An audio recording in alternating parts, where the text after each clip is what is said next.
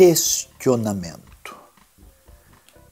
Quando a gente pensa a respeito da nossa relação com Deus e com o sagrado, geralmente imaginamos que uma pessoa séria na sua fé é uma pessoa cheia de certezas, que não faz perguntas ou seja, o verdadeiro sábio espiritualmente é aquele que não pergunta, não questiona. Mas eu pergunto e eu questiono, será que é esse o caminho mesmo? Surpreendentemente, quando nós vemos as Escrituras, é interessante que o texto bíblico levanta uma série de perguntas que não são respondidas diretamente. É muito interessante, a Bíblia não é um livro somente de diretrizes e de certezas com esse perfil, digamos assim, cartesiano, mas ela levanta uma série de questões que quem está com a cabeça tão fechada nem é capaz de perceber. Quer ver uma coisa interessante? A primeira pessoa que perguntou para mim quem foi que criou as águas no começo de Gênesis foi uma criança, porque ninguém percebe que quando Deus vai começar a criar, o Espírito de Deus pairava sobre a face das águas. Então a criança perguntou, e as águas? Por que elas já estavam aí? Quem foi que fez? É interessante ver como o texto bíblico tem diversas questões que não são trabalhadas e respondidas ao sabor da razão. Mas a gente pode pensar, claro, são questões racionais, são questões profundas, mas não é bem assim.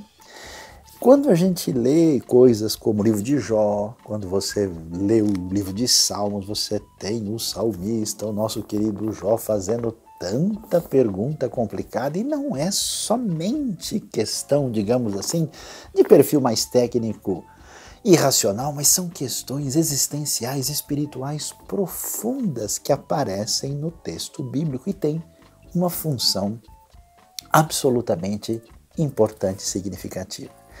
E eu não sei, eu estou na dúvida, eu estou me perguntando, me questionando se eu deveria falar, se eu não deveria falar, e quando a gente lê Eclesiastes, então, uau, haja questionamento. A nossa era moderna, pretensa, acha que ela começou a fazer um monte de perguntas, como se ela fosse muito inovadora, nunca leram Eclesiastes para saber o que é questionamento de verdade.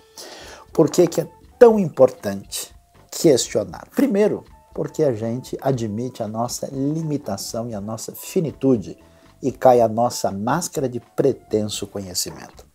Segundo, a gente admite a complexa realidade diante da qual nós estamos e encontramos o nosso lugar no mundo e no universo de maneira mais sóbria e humilde. Terceiro, nós entendemos que Deus nos deixou revelações muito definidas daquilo que é tão importante saber. Em outras áreas, Deus simplesmente deixa um espaço para que na caminhada da vida a gente venha a aprender a depender dele na nossa jornada de fé e de contínuo aprendizado. E finalmente, a coisa que eu acho mais interessante, Jesus sempre ensinava de um jeito a levantar perguntas. Ele nunca ia direto ao assunto, ele ensinava parábolas, assuntos assim que levantavam questionamento. E aí ele abria espaço e as pessoas faziam as suas perguntas. Por que isso é tão importante? Porque quem é sincero e está interessado, pergunta. Quem não quer nada com nada e cumpriu a obrigação religiosa, vai embora. O questionamento é a marca da sinceridade de gente, de fato, que está procurando por Deus. Faça as suas perguntas, questione à vontade e Deus abençoe a sua vida.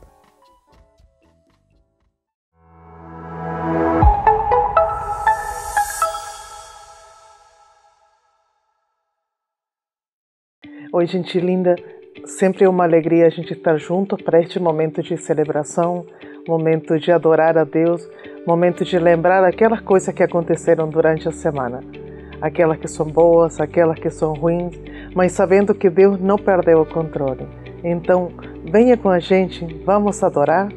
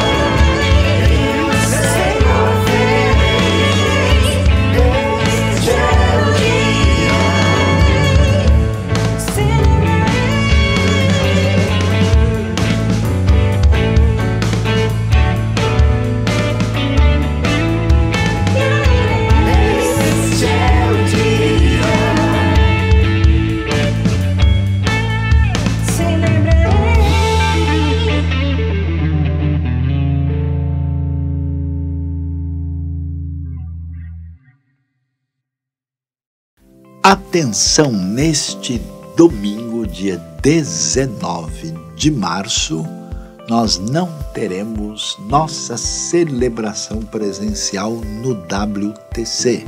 Teremos um momento de comunhão especial e fique atento para as orientações detalhadas, porque será fora do nosso espaço convencional de toda semana e teremos um momento especial num espaço agradável para comunhão e um momento também de alegria, de brincadeiras com todos. Seja você bem-vindo para estar conosco neste dia 19, numa celebração diferente na IBNU.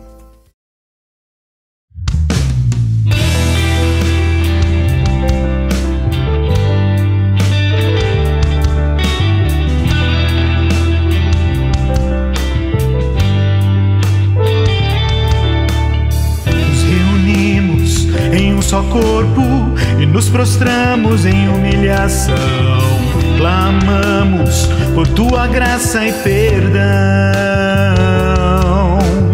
Reconhecemos que não vivemos em unidade com nosso irmão e como um sino ecoamos o vazio.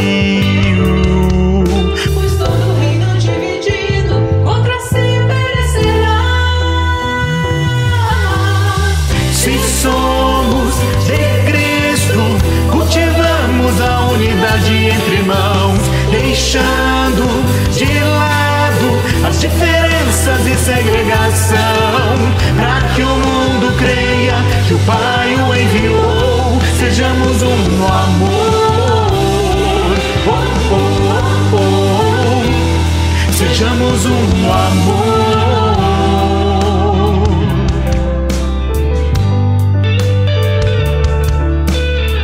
Transforme os nossos passos, que a tua luz nos dê a direção, que o mundo saiba que só tu és a salvação,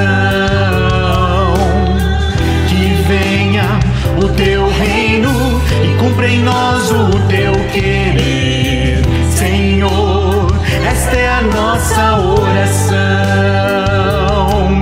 pois todo reino dividido contra si perecerá.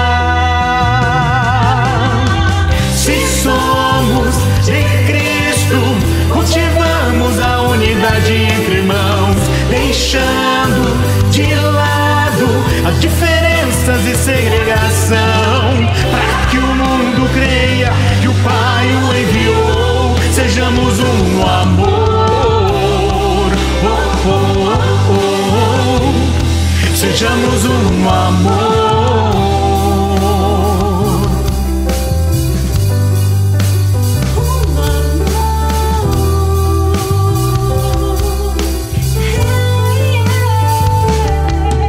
Aqui estamos nós, um só corpo em Cristo Jesus. Somos um, como o Pai e o Filho.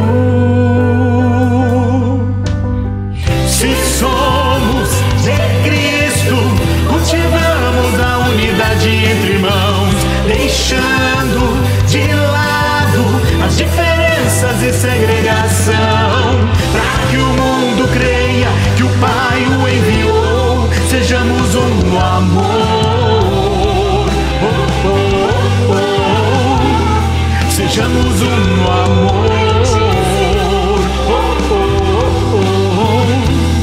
Sejamos um no amor.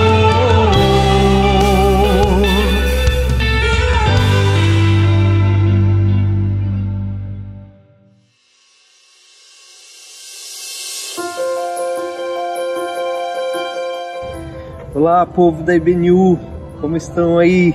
Aqui é o pastor Christian, eu estou junto com as minhas filhas Letícia, Rebeca, Manuela, Sara. E aqui a gente está para agradecer a Deus pelos 2 anos de aniversário da IBNU Flórida, e a gente tem muita gratidão ao Senhor por tudo que Ele tem feito aqui. As pessoas têm sido alcançadas, as pessoas têm sido batizadas, e tudo para a honra e glória do Senhor. E queremos agradecer também pelo suporte, né, da EBNU, do pastor Luiz Saião, de toda a equipe que sempre tem nos ajudado, colaborado, e nós louvamos ao Senhor por esse tempo. Que Deus abençoe a todos. Olá, meus queridos, eu sou a Vânia, né? Eu fui da EBNU São Paulo, agora eu estou aqui na EBNU da Flórida. Eu fui chamada para fazer um momento de oração, então eu queria chamar todos para que a gente fizesse um momento de oração juntos, né? Que a gente possa agradecer nosso Deus por tudo que Ele tem feito, né? Pelos seus feitos, e também gostaria de que a gente pedisse ao nosso Deus sobre as pessoas que estão enfermas, precisando de uma cura, as pessoas que precisam de trabalho, as pessoas que precisam ter uma família, né? Tem vários motivos de oração que a gente podia estar colocando aqui. E agradecer, né, também esse aniversário da EBNU, que a gente celebra com muita alegria. Então eu queria convocar todos para que a gente fechasse nossos olhos, se conectasse com Deus e orássemos. Vamos fechar nossos olhos? Senhor nosso Deus, muito obrigada, Senhor, por tudo que o Senhor tem feito no nosso meio, Senhor. Obrigada por quem o Senhor é em nossas vidas, Senhor. Senhor, estamos aqui diante de Ti, Senhor, porque nós cremos no Senhor, cremos no Seu poder, cremos na Sua soberania, Senhor. Estamos aqui para Te pedir, Senhor, por saúde, Senhor, das pessoas que estão nos hospitais, Senhor. Pedimos também, Senhor, pelas famílias, Senhor, pedimos pelos casamentos, Senhor. Pedimos também, Senhor, uma bênção especial, Senhor, para aquelas pessoas que querem constituir uma família, Senhor. Que o Senhor seja com todos, Senhor.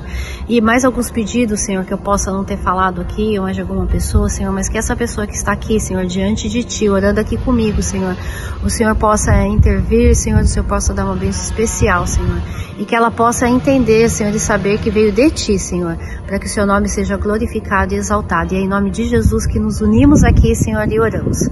Amém. Amém? Um beijo a todos. Tchau.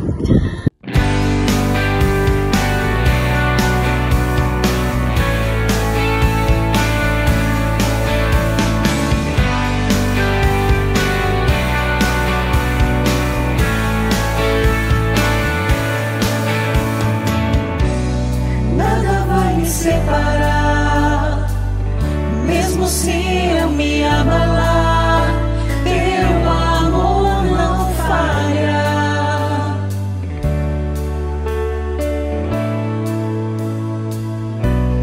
Mesmo sem merecer, tua graça se derrama sobre mim, teu amor não falha.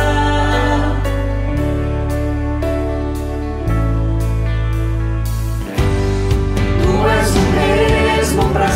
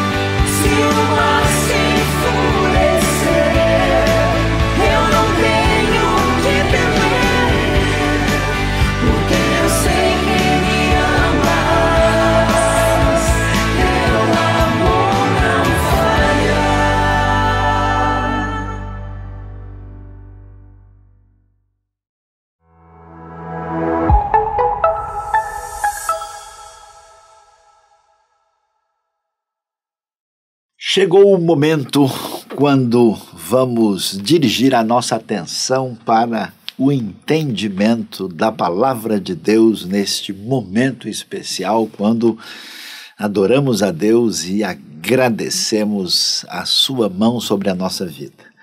E falando nisso, quando a gente pensa de falar sobre o que está escrito na Bíblia, mas olha só que coisa, essa Bíblia só tem contradição. Como é que é? É isso mesmo? Pois é, muita gente, eu tenho visto muitas pessoas falando, olha, o Saião, eu não entendi aqui, eu estava lendo, mas como é que um texto fala uma coisa, outro texto fala outra? A gente vê que parece que não tem muita coerência, muita lógica. Parece, de fato, né, que está cheio de contradição. E aí, será que é isso mesmo? Vamos dar uma olhada e vamos ver qual é, atenção, a sabedoria que existe no texto que parece cheio de contradição, e você vai descobrir que essa sabedoria, com muita ironia, serve de direção para o dia a dia. Então vamos ver o que aparece lá em 1 Coríntios, no capítulo 1. Quando Paulo escreve essa carta, ele vai dizer o seguinte. No versículo 18, Paulo diz: pois a mensagem da cruz é loucura para os que estão perecendo, mas para nós que estamos sendo salvos é o poder de Deus. Pois está escrito, destruirei a sabedoria dos sábios e rejeitarei a inteligência dos inteligentes. Onde está o sábio? Onde está o erudito? Onde está o questionador desta era? Acaso não tornou Deus louca a sabedoria deste mundo, visto que na sabedoria de Deus o mundo não o conheceu por meio da sabedoria humana? Agradou a Deus salvar aqueles que creem por meio da loucura da pregação. Os judeus pedem sinais milagrosos e os gregos procuram sabedoria. Nós, porém, pregamos a Cristo crucificado, o qual, de fato, é escândalo para os judeus e loucura para os gentios. Mas para os que foram chamados, tanto judeus como gregos, Cristo é o poder de Deus e a sabedoria de Deus. Porque a loucura de Deus é mais sábia que a sabedoria humana, e a fraqueza de Deus é mais forte que a força do homem.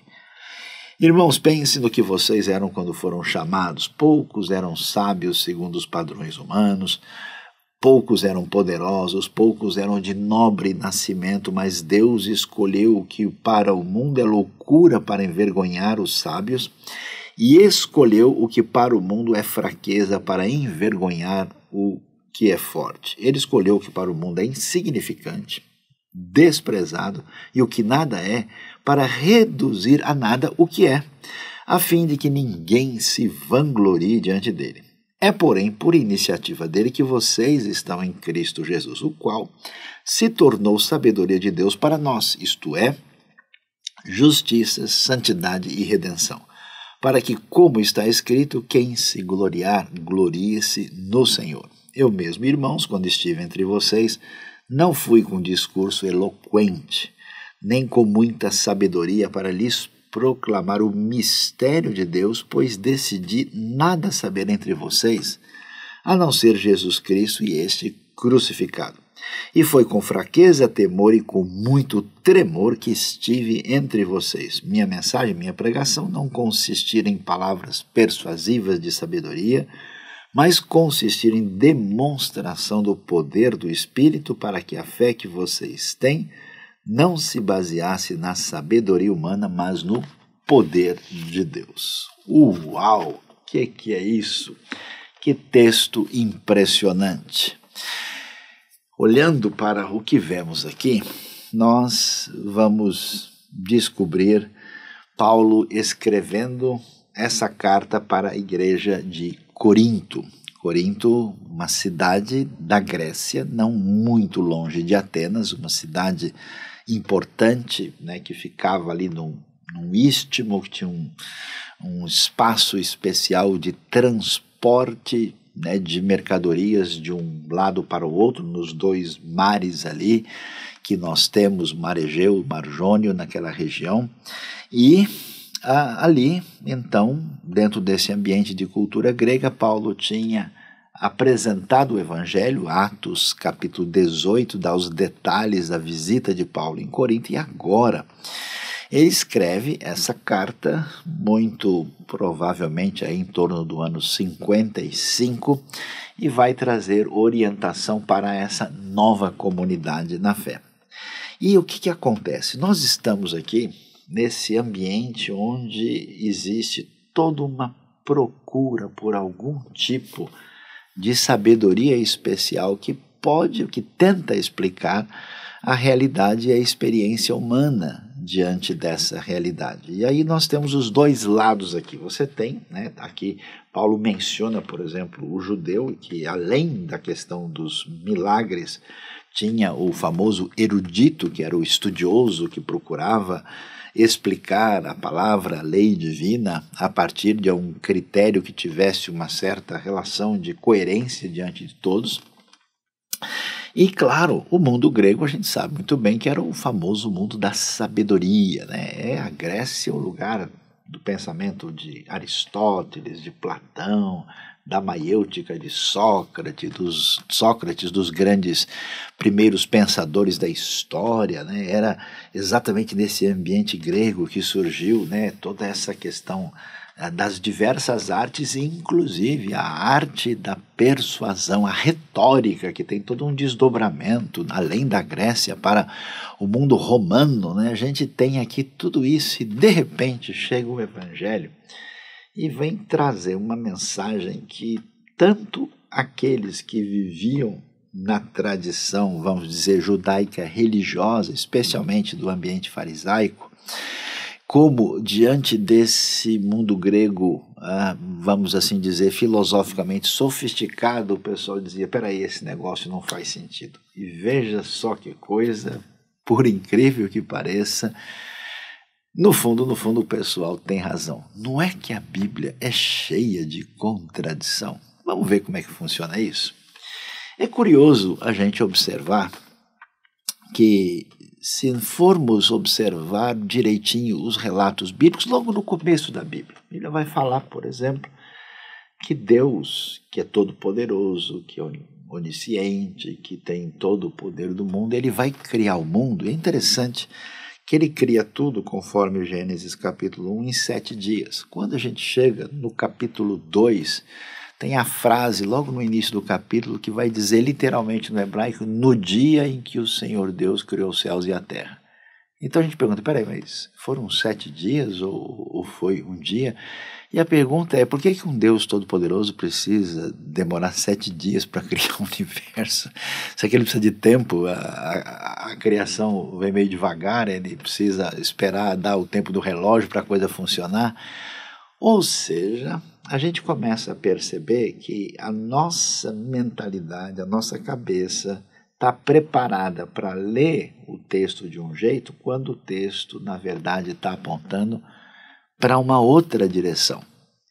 Isso significa que nós somos frutos de uma maneira de pensar que acostumou a entender que toda a realidade à nossa volta é redutível à explicação racional. Tudo aquilo que sai fora desse quadradinho, a gente diz, ó, isso aqui não é científico, isso aqui simplesmente não faz sentido, então a gente guarda na gaveta ou a gente coloca numa posição desprezível e deixa em segundo plano.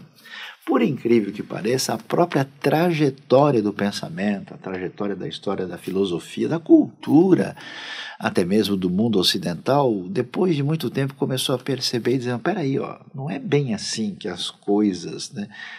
Não é bem assim que o real corresponde ao racional. A realidade é muito mais ampla, mais profunda. Ela não é redutível a uma lógica simplista. Curiosamente, quando a gente vê a literatura bíblica, não só você vê coisas que eu acho tão interessante, eu tenho encontrado pessoas assim, às vezes até mesmo um pouco mal-humoradas, né? Que leem um texto bíblico e logo eles já partem para ridicularização, até mesmo por um deboche, como se isso fosse fazer alguma diferença. Não sei por que se sentem incomodados a ponto de precisar debochar, é muito curioso isso. Mas o interessante nessa história é que a pessoa não percebe que nós não somos os primeiros a perceber essa contradição, esse aparente equívoco, esse negócio quando a coisa fica desarrumada e parece estar claro que existe uma falta de sabedoria no texto. Por incrível que pareça, aquilo que a gente acha que é falta de sabedoria, da parte de Deus tem muita ironia.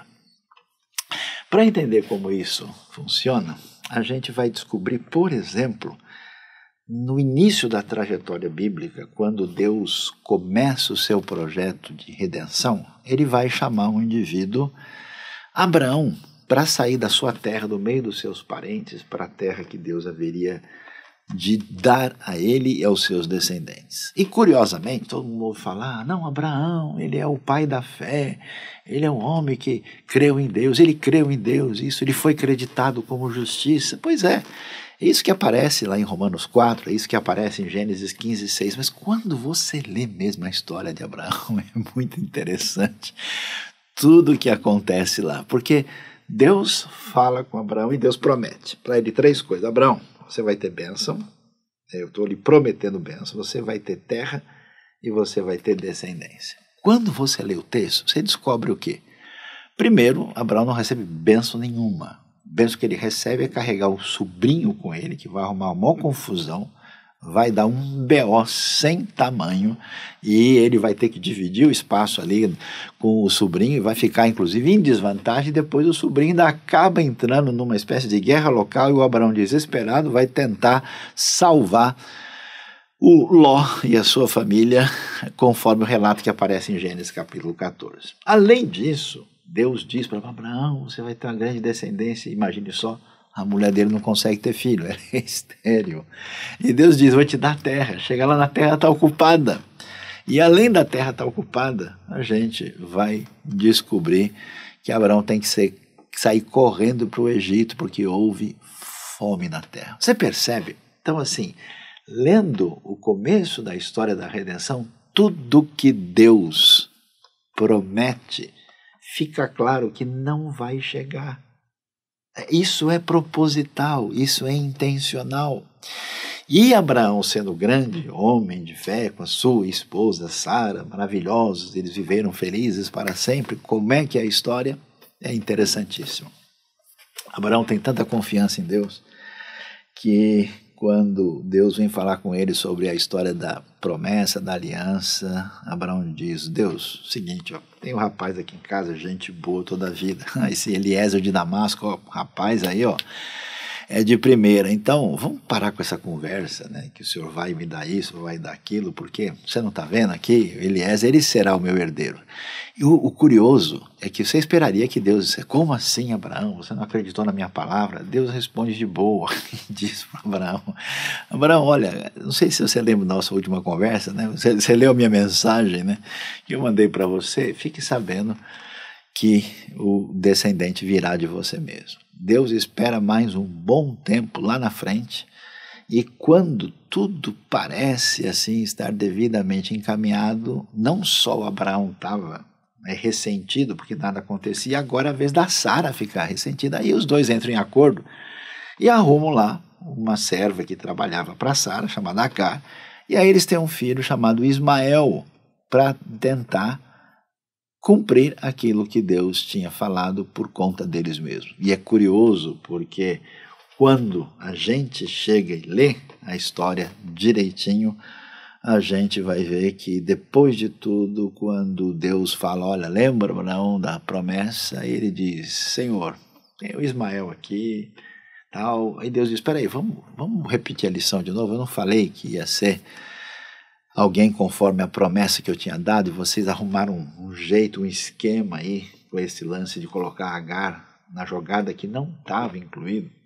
Então é muito interessante, impressionante, como você vê que o pai da fé, toda hora, escapa e ele parece ser, na verdade, o pai da dúvida. Você percebe a ironia? Aliás, a gente pensa nas pessoas da Bíblia como gente assim maravilhosa, que obedecia a Deus, que vê que coisa impressionante. Você vê que o indivíduo que está toda hora questionando, e chega até a dizer para Deus, por acaso não fará justiça o Deus de toda a terra? Esse Abraão, que vai ser referência de fé, vai ser um indivíduo que mostra toda a sua fragilidade. A gente vai ver que o indivíduo mais sábio da história na Bíblia é o Salomão, pois é ele que vai pôr o reino a se perder por causa do seu caminho de afastamento de Deus. É Davi, o homem segundo o coração de Deus, que vai ser responsável por adultério e homicídio, e que vai trazer problemas enormes pela sua tentativa de grandeza num recenseamento que não fazia sentido.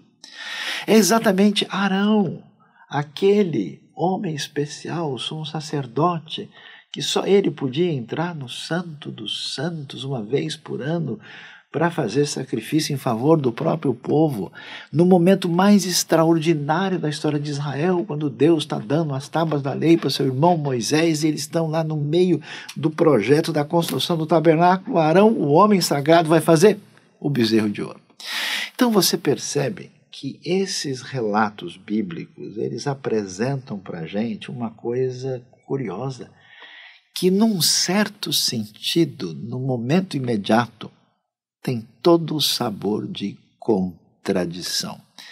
Deus liberta o povo da escravidão para deixá-los no deserto, no meio da aflição. Deus usa esses líderes que parecem ser pessoas promissoras e que a gente considera referência especial, e eles mostram uma fragilidade sem igual. Todo caminho bíblico é um caminho que, por definição, traz a ironia dessa contradição. E é interessante a gente ver isso porque a gente começa agora a perceber que, para entender a Bíblia, primeiro, a gente precisa abrir mão de toda explicação simplista, porque o texto é muito mais bem bolado, ele é muito mais artística, literária e teologicamente construído. Então, quando alguém lê um versículo aqui e dá uma explicação assim, como diz, né, o mau jogador que chuta para o lado que está virado, ele vai fazer confusão e não vai entender o que o texto está querendo dizer. Segundo, que a gente não pode tirar uma grande conclusão do texto bíblico lendo somente uma passagem, um texto, sem considerar todo esse texto dentro de um ambiente maior em sintonia com outros textos, porque as coisas estão ligadas. E terceiro, a gente nunca entende de fato o que o texto está dizendo para a gente se a gente não sabe exatamente o contexto e por que esse texto está dizendo isso naquela situação. Pois é, e falando dessa coisa interessante da contradição, o que mais é importante para a nossa lição? Veja que coisa curiosa, a gente descobre que Deus diz que quem obedece às suas orientações, quem atende aos seus mandamentos, vai ser uma pessoa bem-aventurada, feliz e bem-sucedida. O Salmo 1 diz que tudo o que ele fizer prosperará. E por que isso? Será que é uma barganha com Deus? Na verdade, não, é uma coisa muito sensata. Se o Deus que criou o universo nos deu suas instruções, e ele sabe como as coisas funcionam, a gente seguindo essas instruções, geralmente a coisa vai dar certo na nossa vida. Sim, de modo geral acontece isso. O sujeito, por exemplo, que ouve o conselho dos mais velhos, a pessoa que atende a orientação correta dos seus pais, o indivíduo que não é preguiçoso e que trabalha, a pessoa que desenvolve virtudes, geralmente dá bem. Mas espera aí, será que essa perspectiva básica da vida explica todas as situações? Olha só a ironia divina. Assim como você vê que os indivíduos mais especiais fizeram tantas bobagens e eles não foram abençoados por causa daquilo que eles eram, mas apesar do que foram, você vai ver o indivíduo mais extraordinário na Bíblia, que é exatamente a figura de Jó. Jó é tão impressionante que Deus chega para Satanás e diz: você viu meu servo Jó? Não tem ninguém que nem ele. E lembre-se, Jó é o indivíduo mais rico do Oriente. Por quê? Porque ele é o mais justo. Essa era a ideia desse pensamento de teologia retributiva Mas quando a gente vai ver esse indivíduo mais rico, mais justo, passa pelo maior sofrimento e maior tribulação, porque está se levantando uma pergunta importante que é: será que vale a pena continuar servindo e adorando a Deus quando as coisas parecem dar errado? Os amigos de Jó entram numa confusão e partem para acusações infundadas contra Jó. E no final das contas a gente vai ver que Deus estava atuando por trás desse sofrimento, que isso tinha função na vida de Jó, que não é verdade que a gente pode e deve adorar a Deus só por interesse e que a realidade é muito maior do que a gente imagina. Essa maneira de se apresentar as coisas da vida e da realidade na Bíblia é tão impressionante que deixa a gente ainda mais assustado. Sabe por quê? Em vários textos bíblicos a Bíblia diz assim: e o Senhor Deus se arrependeu de ter feito isso. Peraí, Saião, desculpa aí, agora o negócio complicou. Deus vai dizer no dilúvio em Gênesis 6, e arrependeu-se o Senhor de ter feito o homem sobre a terra, e isso pesou no seu coração.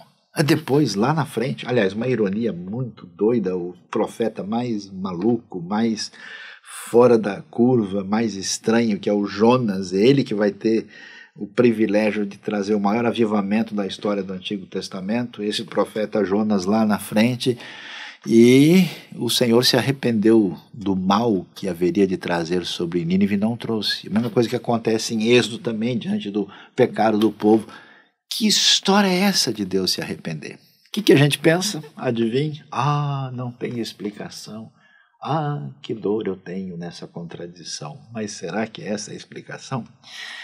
É interessante. Se nós, conforme 1 Coríntios apresenta, estamos fundamentados no entendimento da vida, nas limitações da sabedoria humana, de uma lógica simplista, a gente de fato vai entrar em confusão, porque parece, que Deus está dizendo coisas diferentes. Lá em Números 6 ele falou: Deus não é homem para mentir, nem filho do homem para se arrepender. Deus, que legitima e valoriza a arte, manda construir querubins em cima da arca, até mesmo no momento difícil manda fazer uma serpente de bronze, e depois diz: não é possível, não é permitido fazer nenhuma imagem de escultura. Quer dizer, no momento, você entende, ele está questionando a idolatria, no outro lado ele está valorizando a arte ligada ao sagrado. Quer dizer, olhando com mais atenção, a gente começa a perceber, e olha que coisa, é claro que Deus não se arrepende no sentido humano nosso, que Deus, nossa, eu não sabia que ia acontecer isso, puxa, agora eu fui pego no contrapé aqui. Claro que não. Mas por que é tão importante dizer o Senhor se arrependeu? Porque, na verdade, essa atitude profundamente humana diante de uma circunstância que, vamos dizer, nos atinge profundamente, que nos leva a voltar atrás, que é esse arrependimento. Então Deus, assim como o pai e a mãe chega perto de uma criança e imita o balbuciar dela e se aproxima numa identificação tão significativa e marcada por uma postura amorosa, a Bíblia, em vez de dar uma linguagem técnica, filosófica, ontológica, ela vai e diz que a reação de Deus diante do erro, do pecado, das posturas humanas é tão forte, que ele identifica a sua dor com aquilo que é a marca mais forte da atitude pesarosa que acontece com o ser humano. É claro que isso não identifica a ação de Deus na sua essência, mas é absolutamente importante dizer que Deus se arrepende para a gente perceber a vivacidade, a força, a expressão literária poderosa para comunicar o quanto Deus se importa conosco. Você percebe? Então quer dizer que a ligação, a conexão das coisas está em outra parte que à primeira vista a gente não consegue enxergar. Olha que coisa curiosa. Assim como a gente olha no texto, e a gente vai descobrir o quê?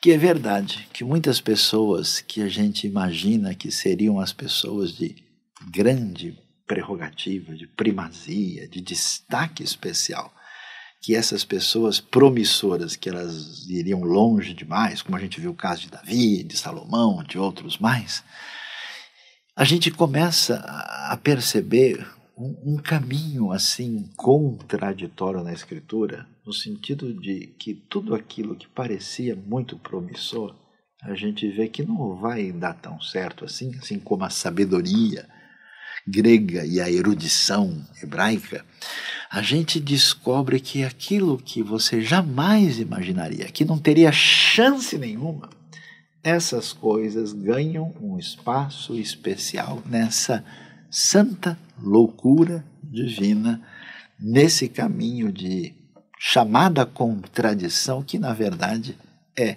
sabedoria de montão. Para você ver como esse elemento da surpresa divina aparece, deixa eu lembrar alguns aqui de um texto assim que a gente lê e fica até meio pensativo, quando a gente vê Deuteronômio capítulo 23, verso 3. Diz o texto o seguinte: nenhum amonita ou moabita, ou qualquer dos seus descendentes, até a 10ª geração, poderá entrar na Assembleia do Senhor. Pois eles não vieram encontrar-se com vocês com pão e água no caminho quando vocês saíram do Egito. Além disso, convocaram Balaão, filho de Beor, para vir de Petor, na Mesopotâmia, para pronunciar maldição contra vocês. No entanto, o Senhor Deus não atendeu Balaão e transformou a maldição em bênção para vocês, pois o Senhor, o seu Deus, os ama. Não façam um tratado de amizade com eles enquanto vocês viverem. Você já viu que coisa interessante? Nenhum amonita, nem moabita tem qualquer chance no povo de Deus. Deus fala para os israelitas: vocês não se misturem com os outros povos, porque eles têm caminhos equivocados que vão levar vocês para se afastarem de Deus e entrarem numa situação complicada na vida. Quando você vai ver, né, o mesmo Deus que diz: olha, o primogênito é aquele que vai ser abençoado, vai agir tantas vezes na vida do mais novo. O mesmo Deus que afirma isso, ele vai, curiosamente, por exemplo, abençoar Agar e Ismael, apesar da história complicada que surge lá no Gênesis. Esse mesmo Deus vai fazer com que um monte de estrangeiros subam com os israelitas saindo do Egito. Esse mesmo Deus que ama tanto José, que vai casar com a filha de um sacerdote no Egito, e Moisés, que casa com uma mulher midianita.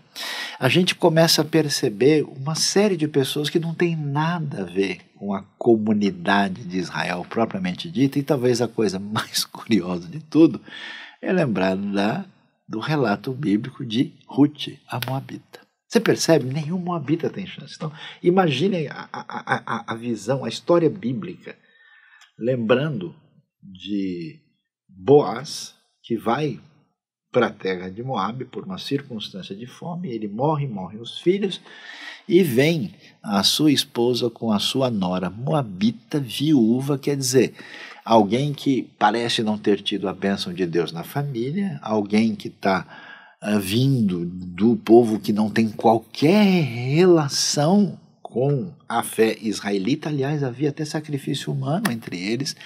Quer dizer, a história é extremamente inusitada.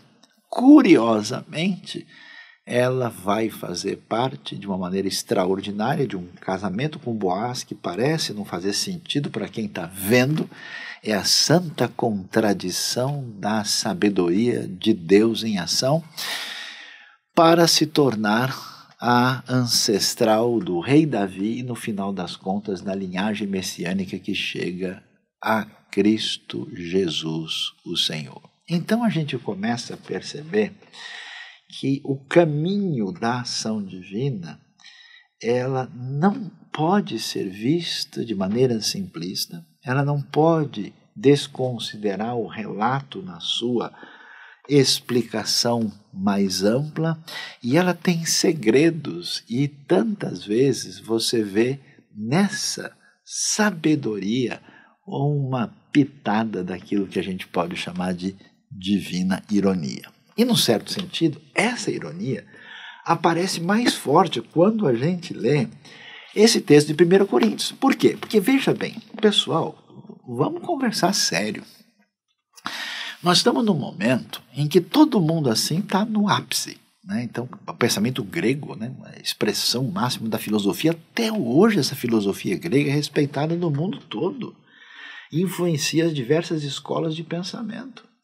Nós estamos numa época do crescimento para o apogeu do Império Romano. Imagina, a raiz da civilização ocidental, a referência do direito que permanece até hoje entre nós, as línguas latinas, toda a riqueza e a sabedoria religiosa hebraica também num ponto de referência elevado. E aí chega um indivíduo e fala, como é que é mesmo a sua fé? Não, eu creio naquele indivíduo que foi condenado e morto na cruz. Que isso? Que coisa mais sem sentido. E aí, Paulo, e é tão interessante, Deus com seu senso de humor único, ele faz questão de pegar um indivíduo que representa tudo isso, que tem educação grega, que tem cidadania romana e é um expert máximo naquilo que tem a ver com a erudição judaica. Esse Paulo que proclama a fé em Jesus, que é, vamos dizer, a contradição máxima daquele mundo antigo e proclama o que ele vai chamar a mensagem do escândalo da cruz. Eu vou até fazer questão de ler aqui na mensagem, porque a expressividade aqui ela é muito significativa. Olha o que Paulo vai nos dizer. A mensagem que aponta para Cristo na cruz parece tolice para os que caminham para a destruição, mas para quem está no caminho da salvação faz todo sentido. Está escrito, destruirei a sabedoria dominante e mostrarei que quem se acha sábio é louco. Onde acharão alguém verdadeiramente sábio, educado e inteligente na época atual? Deus já não denunciou tudo isso como mera pretensão, palavras sem sentido? O mundo, com sua sabedoria fantasiosa, nem mesmo chegou perto do conhecimento de Deus. Por isso, em sua sabedoria, Deus decidiu usar o que o mundo considera tolice, pregação acima de tudo, para levar os que confiam nele ao caminho da salvação. Enquanto os judeus buscam milagres e os gregos correm atrás de sabedoria filosófica, nós prosseguimos anunciando Cristo o crucificado. Os judeus o consideram uma pedra de tropeço e os gregos um absurdo. Mas para nós, judeus e gregos pessoalmente chamados por Deus, Cristo é o milagre e a sabedoria absolutos reunidos numa única pessoa. A sabedoria humana é quase nada comparada com o aparente absurdo de Deus. Toda a força humana, nem sonhando, pode competir com essa fraqueza de Deus. Lembre-se de que quem vocês eram quando foram chamados para esta vida. Não vejo entre vocês muitos representantes da elite intelectual, nem cidadãos influentes, nem muitas famílias da alta sociedade. Não é óbvio que Deus deliberadamente escolheu homens e mulheres que a sociedade despreza, explora e abusa? Não é óbvio que ele escolheu gente do tipo Zé Ninguém para desmascarar as pretensões vãs dos que se julgam importantes? Fique claro que nenhum de vocês pode contar vantagem diante de Deus. Tudo que temos, cabeça no lugar, vida correta, pecados perdoados e novo início, vem de Deus por meio de Jesus Cristo. Daí o ditado, se alguém se orgulha, que se orgulhe por causa de Deus. Amigos, vocês devem estar lembrados da primeira vez que os visitei para deixá-los na par da grande jogada de Deus. Na ocasião, não tentei impressionar ninguém com discursos sofisticados ou com argumentos filosóficos. Decidi apresentar primeiro Jesus e quem ele é de maneira pura e simples. Depois falei de Jesus e do que ele fez, o Jesus crucificado. Não estava certo sobre como apresentar o tema. Sentia-me despreparado. Se querem saber a verdade, eu estava morrendo de medo. Assim, nada do que eu disse deve ter impressionado vocês. Mas mesmo assim, a mensagem cumpriu seu propósito. O Espírito e o poder de Deus fizeram isso, que deixa claro que a vida de fé que possuem é uma resposta ao poder de Deus, não o resultado de técnicas de manipulação mental ou emocional. Que coisa impressionante, que coisa extraordinária. Então vamos pensar aqui sobre a importância disso para a nossa vida. Se a gente fica pensativo, ou às vezes se sente incomodado, e não consegue à primeira vista entender aquilo que na leitura imediata da Bíblia parece um desafio, parece uma suprema contradição, vale a pena aqui prestar atenção naquilo que serve de lição para a gente. Em primeiro lugar, quando a gente vê uma coisa dessa, a gente deve ter a humildade de descobrir que não sou eu que estou vendo isso pela primeira vez. É claro que os autores que deixaram isso, eles não eram inocentes ao ponto de deixar um negócio do lado do outro como se ninguém tivesse prestado atenção nisso. É muita pretensão da nossa parte achar que a gente descobriu um negócio que ninguém nunca olhou. Segundo, que à primeira vista, a gente, com a nossa mentalidade, com a nossa cabeça, com o nosso jeito de colocar as coisas num quadrado lógico simplista, a gente, de fato, não vai entender aquilo que está sendo apresentado, mas depois de se abrirem janelas de conhecimento, ou literários, ou culturais, ou do contexto da época, ou de conexão entre as partes, ou do entendimento até como as pessoas falavam, viviam, pensavam nos tempos anteriores, a gente descobre, puxa, não sabia que existe essa realidade. E depois, é importante, quando a gente lê um texto, saber, por exemplo, o que é que o autor está querendo dizer. Aqui veio dois exemplos muito fáceis e simples.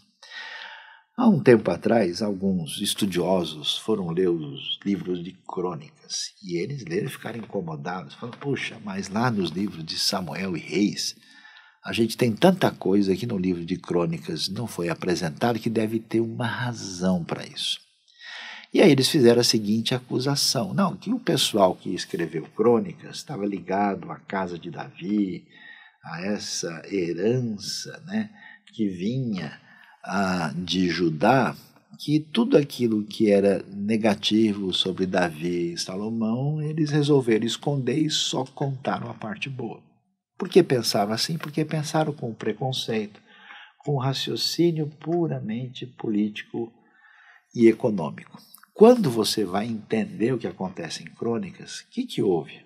O povo saiu da Babilônia, voltou para Judá, está reconstruindo o templo, está reconstruindo Jerusalém, está retomando a vida. E eles querem olhar para a história, mas olhar de uma maneira positiva para construir o futuro. Então, em crônicas, a gente tem mais ou menos o que a gente pode ver assim, é que levanta, sacode a poeira e dá a volta por cima. Se o pessoal tivesse má intenção, eles teriam tentado destruir a história antiga de Samuel e Reis, e ela está aí para todo mundo ver. Agora, quando eles estão interessados em consolar o povo, em trazer uma mensagem positiva, em construir para o futuro, eles reforçam tudo aquilo de positivo para construir na direção adequada. Percebe? Tem outro pessoal que começou a ler o livro de Atos, e é muito interessante isso, porque se tem alguém que a gente precisa olhar no Novo Testamento com muito medo, é o povo romano. Porque os romanos são donos do mundo. A gente sabe quem é César, a gente sabe quem foi Pôncio Pilatos. Jesus morreu porque foi morto pelos romanos. Os romanos mataram Jesus. Pôncio Pilatos foi o representante legal. Jesus morreu por uma crucificação que é uma pena de morte instituída pelo Estado romano. É claro que houve participação dos religiosos de Jerusalém, é claro que houve uma situação mais ampla, mas a pena propriamente dita foi essa. E os romanos estão dominando a terra de Israel. Os judeus traidores são esses publicanos que trabalham para o Estado romano, que é o caso de gente como Mateus, como Zaqueu, que são odiados por todos. E quando a gente vai ler o Novo Testamento, o que acontece? Você vê um estranho namoro da fé cristã com esse mundo romano. E aí já vem o pessoal que não sabe lidar com a ironia e com a intenção do texto, dizer, não, tá vendo? Esses documentos foram criados por romanos para tentar fazer um movimento político e influenciar os judeus que incomodavam. Que loucura! O que acontece? O Evangelho vai deixar bem claro como Paulo mostra para a gente, olha, tanto gregos como judeus que foram alcançados por essa graça, eles são atingidos por esse chamado de fé, e ele atinge a todos, inclusive romanos. Então a grande ironia é que Lucas, quando escreve Atos, o tempo todo mostra que o Evangelho não é ameaça para o governo romano, porque ele não é um movimento político, não tem intenção de derrubar o imperador. Ele tem a intenção de mostrar que a salvação de Deus chegou. Por isso, quando aparecem romanos em Atos, eles suavizam. Inclusive, Paulo está indo na direção de chegar no centro do mundo que é Roma. É interessante que o primeiro que abre o coração no mundo gentílico para o Evangelho é Cornélio, que é um militar romano. Então você percebe aquela força algoz que parece problemática e que significa a destruição da fé, é exatamente a primeira que recebe o Evangelho, e Roma, que é o lugar da grande perseguição, se tornará centro de grande multiplicação de fé, porque Deus gosta da coisa com emoção, por isso ele inverte o caminho da contradição. E o interessante nessa história, se a gente acha que viu uma contradição na Bíblia, a gente não viu nada. Essa Bíblia só tem contradição. E qual é a contradição maior? É a bendita pessoa de Cristo Jesus, nosso Senhor. Por quê? Como assim Deus infinito pode encarnar na figura de um nenê em Belém da Judéia? Como assim Deus pode se tornar um de nós, sentir as nossas dores? Como assim a vitória divina se dá na sua morte?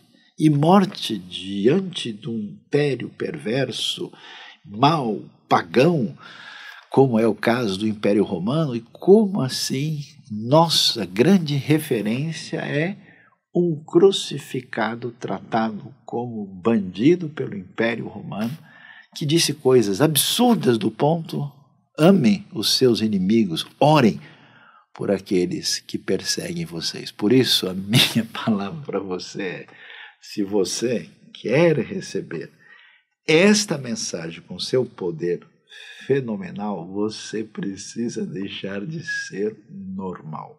Sim, porque o Evangelho é loucura e nunca vai poder ser explicado dentro da nossa limitada capacidade, do nosso entendimento. Por isso, a coisa mais estranha de tudo, no final das contas, é o que Paulo vai dizer aqui. Pessoal, vocês viram o que os judeus estão procurando. Vocês viram o que os gregos estão fazendo. E Paulo tinha toda a erudição judaica. Tinha todo o treinamento da educação grega. O homem que conhecia a realidade também do mundo romano, ele diz, olha, considerei tudo isso como se fosse esterco quando comparei com a sabedoria divina. E quando eu fui falar com vocês, Paulo não era um treinado em retórica. Eu não fui lá dar aula, falar coisas para tentar impressionar vocês, de modo que isso não fosse autêntico e genuíno. Eu vim apenas com Cristo crucificado, anunciando o poder de Deus e anunciando o Evangelho que jamais poderá ser limitado pelo entendimento humano. Então, fica para a gente algumas considerações importantes.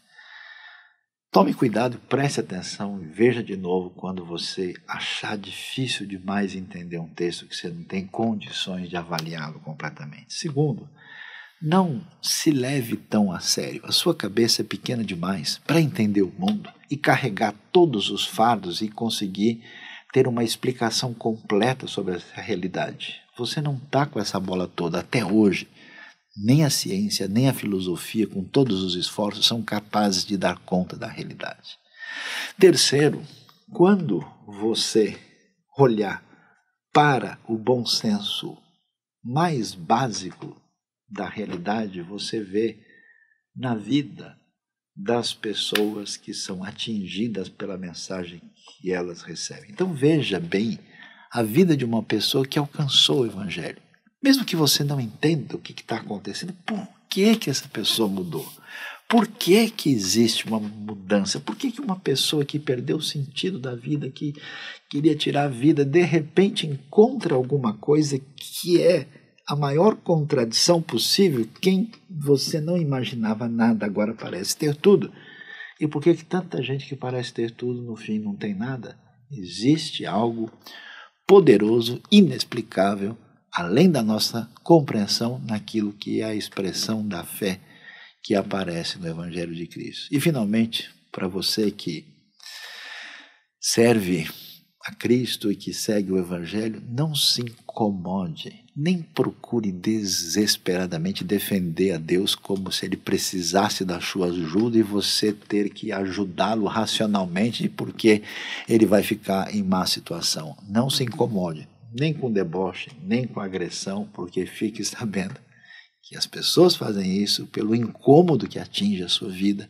Isso é apenas um grito disfarçado de quem pede algo que está faltando profundamente no seu coração. E, finalmente, você precisa fazer parte desse projeto louco e absolutamente incompreensível, porque Deus escolheu salvar o mundo pela loucura da pregação. Que pregação? Pregação da palavra, com seus desdobramentos, com tudo aquilo que decorre dessa multidão de milhares de milhões de pessoas que encontraram a santa loucura de Deus, que atingiu a sua vida contraditória por meio dessa santa contradição, para tirar essas pessoas de uma vida sem sentido e colocá-las em ação na missão da proclamação da palavra de Deus, palavra de salvação. Deus abençoe a nossa vida e o nosso coração. Amém.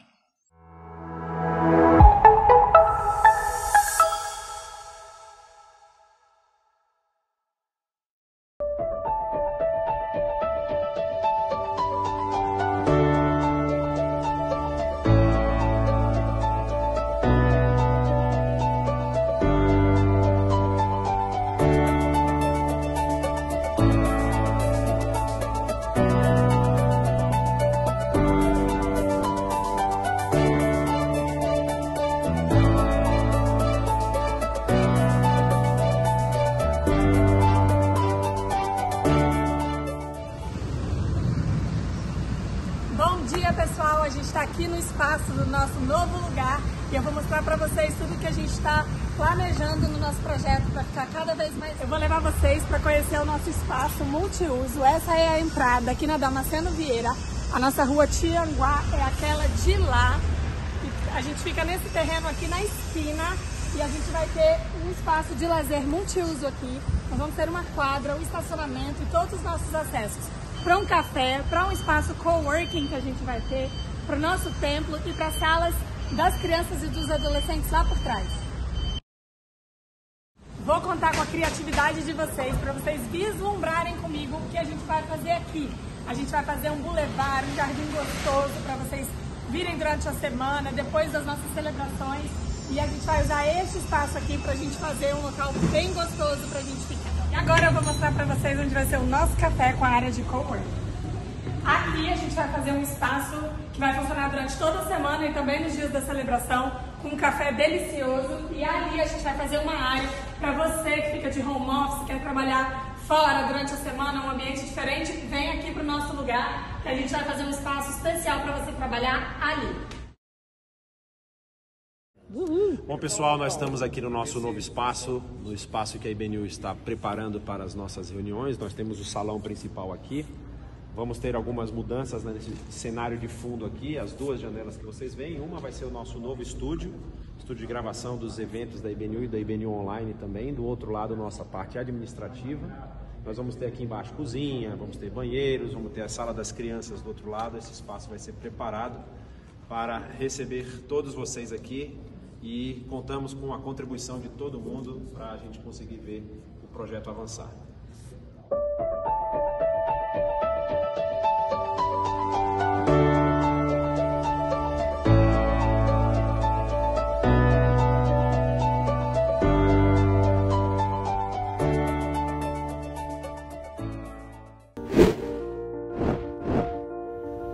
Muita gente sempre me pergunta, eu queria ir lá no templo, né, da IBNU, e aí a gente ficava naquela situação de dizer, olha, a IBNU não tem templo. Como não tem templo, vocês se reúnem onde? A gente se reúne num espaço corporativo. Durante quase todo o nosso período, nós nos reunimos tanto no Clube Transatlântico como no World Trade Center de São Paulo, WTC. E então acabamos sendo aquela igreja do tabernáculo, né? A gente monta, desmonta e usamos esse espaço para os nossos encontros e celebrações aos domingos. E grande parte do que a gente faz acontece fora dessas paredes. Mas com o crescimento, com uma amplitude de pessoas, tanto no contexto de São Paulo como nos outros lugares, nós desenvolvemos o desejo no coração, com a ajuda e a graça de Deus, de ter o que a gente chama de nosso lugar. Vai ser um espaço que já temos um valor guardado com esse objetivo, estamos levantando recursos para ter um espaço que possa ser usado durante a semana para muitos ministérios diversificados e muita ação efetiva em favor da comunidade em diversas áreas, com a ideia de ser sal da terra e luz do mundo, e ao mesmo tempo um espaço onde teremos as nossas celebrações dominicais e nossas reuniões com o objetivo de crescimento bíblico e de aprofundamento no serviço do Reino. Então, eu até convido a todos que estão em sintonia com a IBNU, seja você também um parceiro desse nosso projeto, nosso lugar, que é o sonho que está à nossa frente. Deus abençoe a IBNU, essa comunidade saudável para um mundo melhor.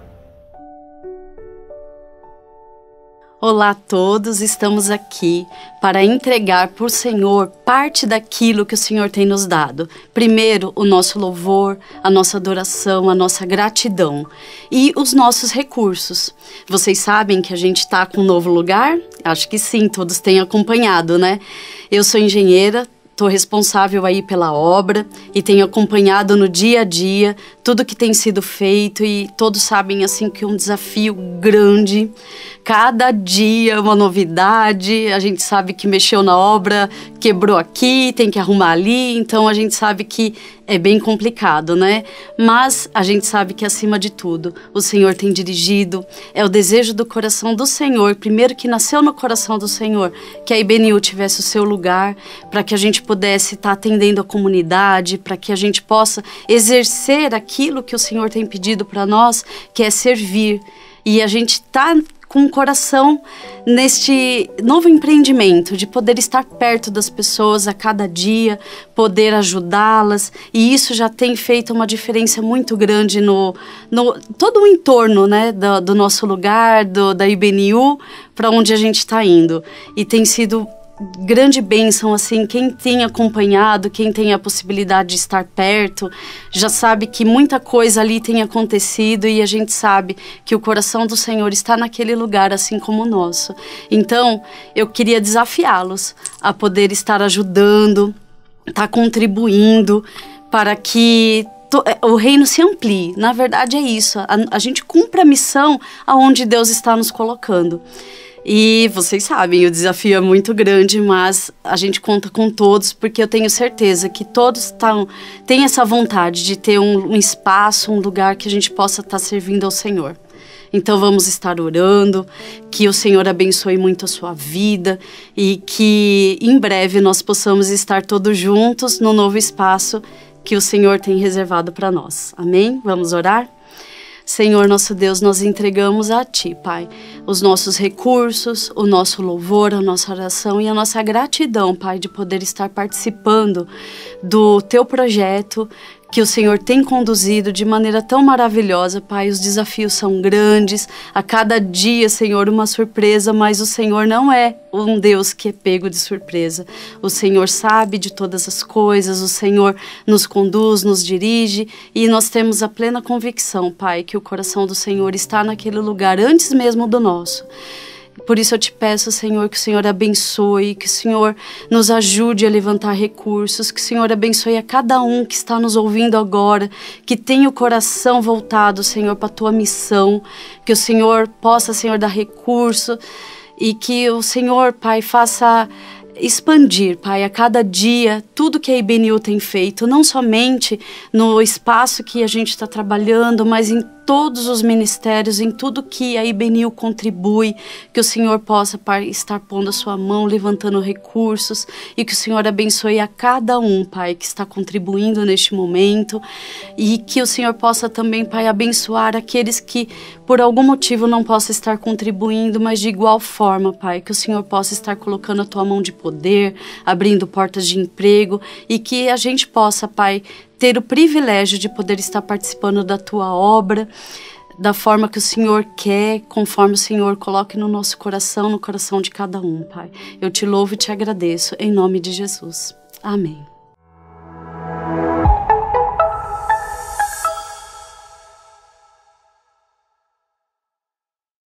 Você quer estudar a Bíblia? Então esse é o lugar. Nós temos no nosso canal do YouTube mais de 30 cursos bíblicos e em relação, tudo que tem em relação à Bíblia e pregações e tudo que você já conhece, disponíveis e gratuitas para você. E agora, nesse momento, nos meses de fevereiro e março, nós estamos com 2 cursos impressionantes e importantes, que são de introdução ao Novo Testamento e introdução ao Antigo Testamento. Quartas e sábados, 19 horas, você aqui na IBNU, no canal IBNU São Paulo. Agora, o que você precisa saber que é tão importante nessa introdução ao Novo e ao Antigo Testamento? São, por exemplo, como é que foi feito o cânon, como é que é a questão dos manuscritos, o ambiente social, econômico, religioso, quais são as coisas envolvidas para a gente entender bem esse livro tão importante que nos foi dado por Deus, né? Então, venha estudar com a gente. Estamos juntos. Olá, muito obrigada por ter visto nossa celebração online da IBNU. Compartilhem esse vídeo com o máximo de pessoas possível. Sigam as nossas redes sociais também, o Instagram e o Facebook da IBNU. Caso queiram mais informações sobre nossas celebrações e nossos programas especiais que acontecem na igreja, entrem em contato com a Conexão pelo WhatsApp. Se quiserem vir também uma celebração presencial, a IBNU fica em São Paulo e nossas celebrações começam às 10h30. Vejo vocês lá. Muito obrigada!